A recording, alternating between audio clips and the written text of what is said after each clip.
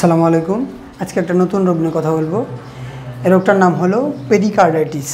Pericarditis আসলে কি? পেরিকার্ডিয়ামে যে হার্ট আছে আমাদের এই হার্টের আবরণকে বলা হয় হলো পেরিকার্ডিয়াম।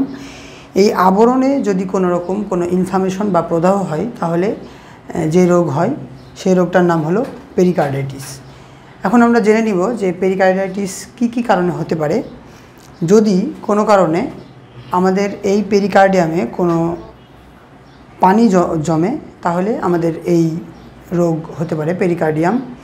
এবং এই রসটা বা পানিটা যদি বিভিন্ন খারাপ পদার্থ দিয়ে সংযুক্ত থাকে পরবর্তীতে তাহলে এই রসটা পুঁজে পরিণত হয় এবং বিভিন্ন জটিল সমস্যায় সৃষ্টি করে। এবং এই যদি আমাদের কারো প্লুরোনিউমোনিয়া হয়ে থাকে তাহলে এই রোগের ফলেও এই পেরিকার্ডাইটিস হতে পারে। এবং আমাদের যদি প্রচণ্ড রকমের ঠান্ডা লেগে থাকে, ঠান্ডা লাগার সমস্যা থাকে, প্রায় এই রোগ হয় তাহলেও এই পেরিকার্ডাইটিস হতে পারে। এখন আমরা জেনে নেব যে কি লক্ষণ দেখা দিতে পারে এই পেরিকার্ডাইটিস হলে।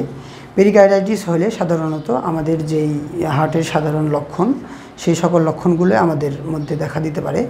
প্রথমত আমাদের বুকের স্থানে ভারী অনুভব হতে পারে এবং আমাদের এই হার্টের স্থানে হার্ট কোনো সময় বড় হয়ে যায় এবং হার্টের উপরের স্থান প্রচণ্ড ব্যথা হতে পারে। এবং হার্টের স্থানে যদি সামান্য চাপ দেওয়া হয় তাহলে প্রচণ্ড ব্যথা সৃষ্টি হয় এবং রোগী অস্থির হয়ে পড়ে। এবং যদি আমরা দেখতে পাই যে সাধারণত স্ফিগমোম্যানোমিটারের মাধ্যমে হার্ট প্রেশার বেড়ে গেছে এরকম হয়। এ পর্যায়ে আমরা পরীক্ষা নিয়ে কথা বলবো যে কি পরীক্ষার মাধ্যমে আমরা আমাদের পেরিকার্ডাইটিস ডায়াগনোসিস করতে পারি। যদি ইকোকার্ডিয়াম করা হয় তাহলে এই রোগ ধরা পড়ে এবং চেস্ট এক্সরে এবং হিমোগ্রাম যদি করা হয় তাহলে আশা করা যায় যে এই রোগ হয়েছে কিনা তা আমরা খুব ভালোভাবে জানতে পারবো।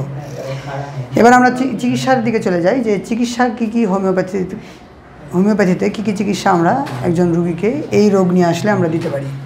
প্রথমত আমরা প্রত্যেকটা ক্লাসেই বলে থাকি যে হোমিওতে আসলে একটা লক্ষণের উপর ভিত্তি করে কখনোই কোনো ওষুধ দেওয়া যাবে না। সার্বিক লক্ষণের উপর ভিত্তি করে একটা ওষুধ সিলেক্ট করতে হবে এবং রোগীকে সেবন করতে হবে। তো তাও যেসব ওষুধ বেশি ব্যবহার হয় সেসব ওষুধগুলো সম্পর্কে আমরা একটু দেখব। আর্সেনিক আয়োড ব্যবহার হয়, ক্যাটিগাস, আর্সেনিক এবং ডিজিটালিস, এই ওষুধগুলো একটু বেশি ব্যবহার হয়। যদি বায়োকেমিক সাথে ওষুধ আমরা রোগীকে দিতে পারি, ফেরামফস 6X এবং 12X, ক্যালকেরিয়া ফ্লোর 6X আমরা ব্যবহার করতে পারি। এ পর্যায়ে আমরা জেনে নেব যে রোগীর কি করণীয় এবং কি বর্জনীয় বিষয় আছে যেগুলো পালন করলে রোগী ধীরে ওষুধ সেবনের সাথে যদি এই পথ্য ও অপথ্যগুলো এবং করণীয় এবং বর্জনীয়গুলো রোগী যদি পালন করে তাহলে দ্রুত রোগী সেরে উঠবে। রোগীকে পরিমিত আহার করতে হবে এবং অবশ্যই রোগীকে কখনো ভারী ধরনের এবং পেট ভরে রোগীকে কোনো খাবার খেতে দেওয়া যাবে না। অল্প পরিমাণে রোগীকে খাদ্য খেতে হবে। রোগীকে পর্যাপ্ত ঘুমাতে হবে। রোগীকে প্রথম 7 থেকে 8 ঘন্টা ঘুম অবশ্যই ঘুমানো প্রয়োজন এবং রোগীকে হালকা ব্যায়াম দৈনিক করতে হবে। এবং বর্জনীয় বিষয়গুলো হলো যে রোগীর যদি বিপি, গ্লুকোজ, কোলেস্টেরল এবং ওয়েট এসব যদি বেশি থাকে তাহলে রোগীকে ধীরে এই সব বিষয়গুলো আস্তে কমিয়ে আনতে হবে এবং নিয়ন্ত্রণে রাখতে হবে। রোগীকে ব্যায়াম যদি না করে রোগী তাহলে কোনো দিনই আসলে সুস্থ হতে পারবে না। রোগীকে প্রতিনিয়ত ব্যায়াম করতে হবে। স্মোকিং সহ যত ধরনের নেশা আছে সকল ধরনের নেশা রোগীকে বর্জন করতে হবে। অ্যালকোহল বর্জন করতে হবে।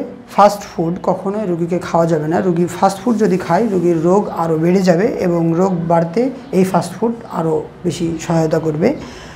রোগী কখনোই এক্সট্রা সল্ট খেতে পারবে না। তাতে করে যদি এক্সট্রা সল্ট খাই তাহলে রোগীর রোগ আরও বেড়ে যাবে। তো আজকে এ পর্যন্তই। আজকে পেরিকার্ডাইটিস নিয়ে কথা বললাম। পরবর্তীতে অন্য আরেকটা রোগ নিয়ে আমরা আবার কথা বলবো। আসসালামু আলাইকুম।